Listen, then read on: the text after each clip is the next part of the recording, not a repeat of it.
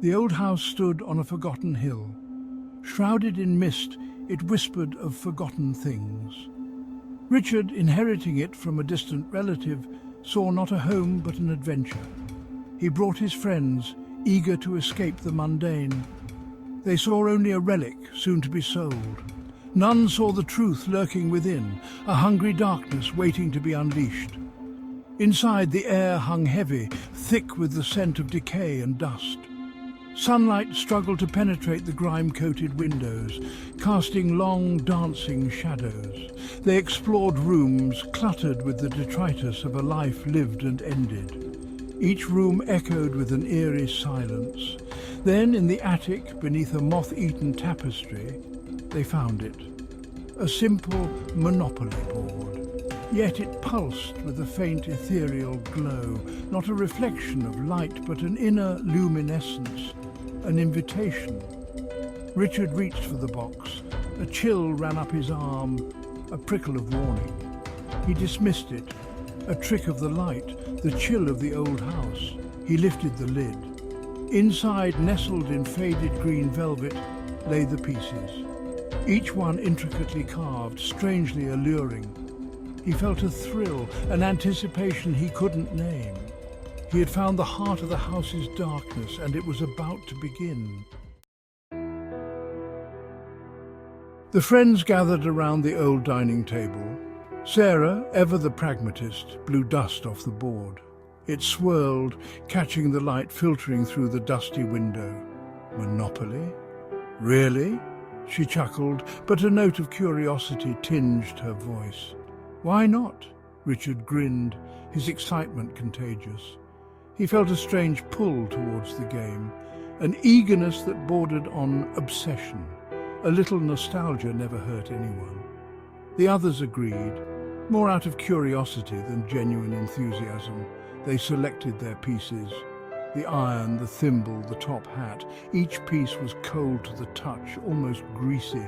As they arranged themselves, laughter filled the room. They were oblivious, blind to the subtle shift in the atmosphere, the way the shadows seemed to deepen, to coil around their feet. The game began like any other. Jokes were made, money was counted, properties were bought. The familiar rhythm of the game lulled them into a false sense of security. But with every roll of the dice, the glow of the board intensified. It pulsed with a life of its own, casting an eerie, flickering light on their faces. The air grew heavy, thick with a palpable tension. The laughter died down, replaced by a tense silence broken only by the clatter of the dice and the rustle of paper money. They were no longer playing a game. They were pawns in a game of something far more sinister, and they were just beginning to realize it. The first sign was the dice. They became cold, unbearably so. Their once sharp edges seemed to soften, becoming fluid, almost alive. Mark, rolling for his turn, recoiled with a gasp. "What the—" he began, but the words died in his throat.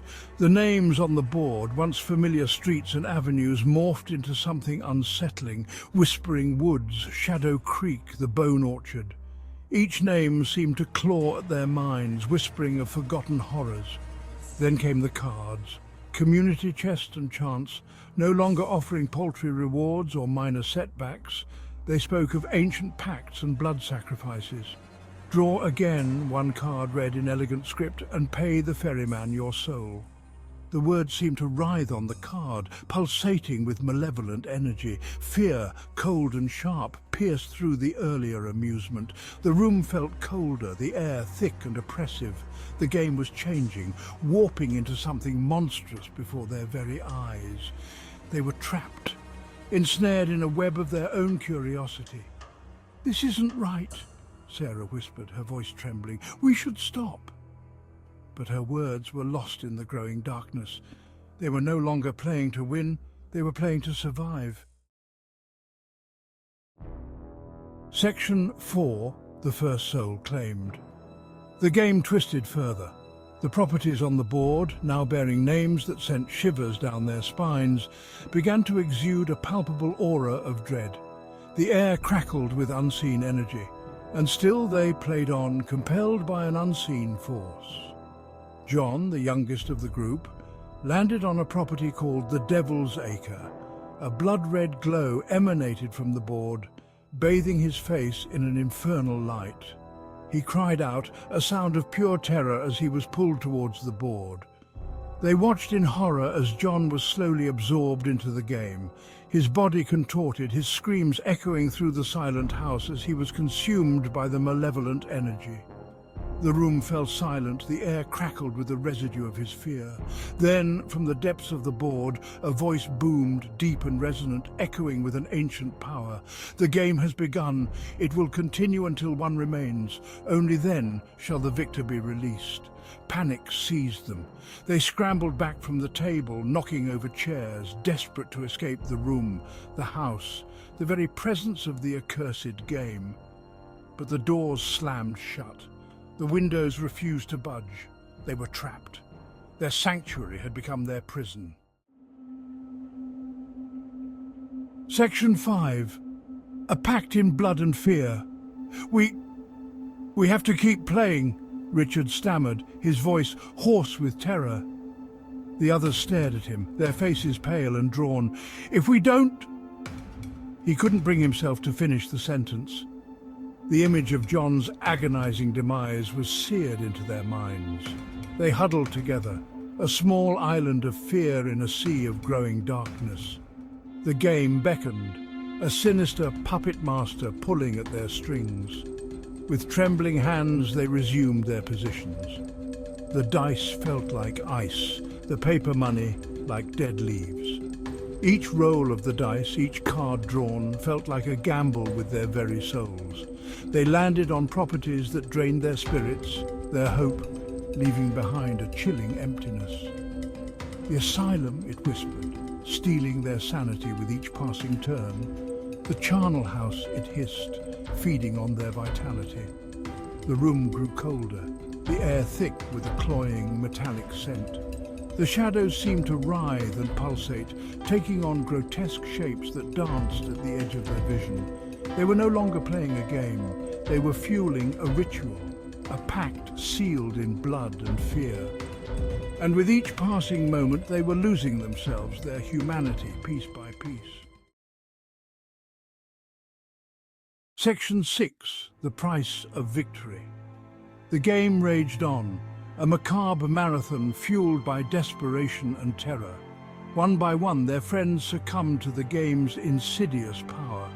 Mary, driven mad by whispers only she could hear, threw herself onto the board, her laughter echoing into the void. David, his body withered and aged, simply ceased to be. His life force drained away as if he were never there. Only Richard and Sarah remained, their faces gaunt, their eyes hollowed by fear and exhaustion. They clung to each other, drawing strength from their shared terror. Finally, it came down to them. The last roll of the dice, the final agonizing choice. The board pulsed, the air crackled with anticipation.